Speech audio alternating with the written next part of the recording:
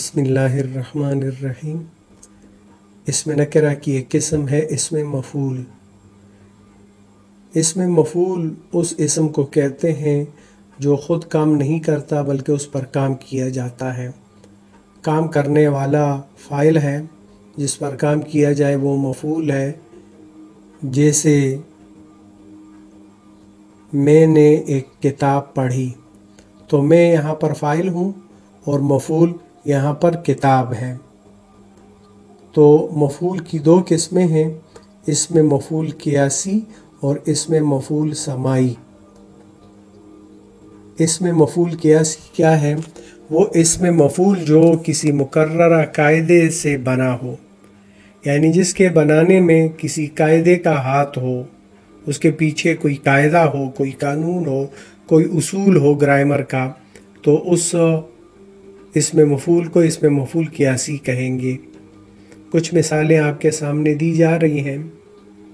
کھایا سے کھایا ہوا کھانا، یہ اسم مفعول ہوگا۔ سنا ہوا کلام، سنی ہوئی غزل، تو سنا ہوا یہ سنا سے بنا ہے، یا سننا سے بنا ہے، سنانا سے بنا ہے۔ پڑھایا سے پڑھایا ہوا۔ تو اب مصدر کے ساتھ کیا کیا گیا ہے؟ ایک مصدر ہے کھانا، تو نون الف نا کی جگہ یہ الف یا لگا دیا گیا ہے، اور پھر ہوا کا لفظ لگا دیا گیا ہے۔ نون الف نا کے بعد ہوا کا لفظ ہے۔ دوسرا قاعدہ دیکھیں، پڑھنا سے پڑھایا جانے والا، لکھنا سے لکھا جانے والا۔ تو یہاں پر مصدر کے ساتھ کیا کیا گیا ہے؟ پڑھنا ایک مصدر ہے، اور پڑھنا کا نون الف نا دور کر کے اس کی جگہ الف لگا دیا گیا ہے، اور جانے والا، جانے والی، جانے والے کے الفاظ لگا کر اس سے اسم مفعول بنائے جاتے ہیں۔ پڑھنا سے پڑھایا، پڑھا جانے والا، لکھنا سے لکھا جانے والا۔ اسی طرح ایک اور مثال بھی ہے، پڑھائی گئی، لکھی گئی۔ تو ایک مصدر ہے پڑھانا، تو پڑھانا میں نون الف نا ہے، نون الف نا کی جگہ حمزہ یہ اور گئی لگا کر یہ اسم مفعول بنایا گیا ہے۔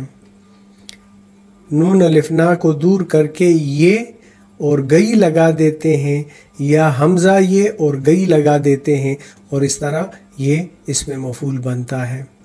اسم مفعول سماعی، وہ اسم مفعول جو کسی خاص قاعدے کے مطابق نہ بنایا گیا ہو بلکہ اہل زبان کے طریقے پر استعمال ہوتا ہو۔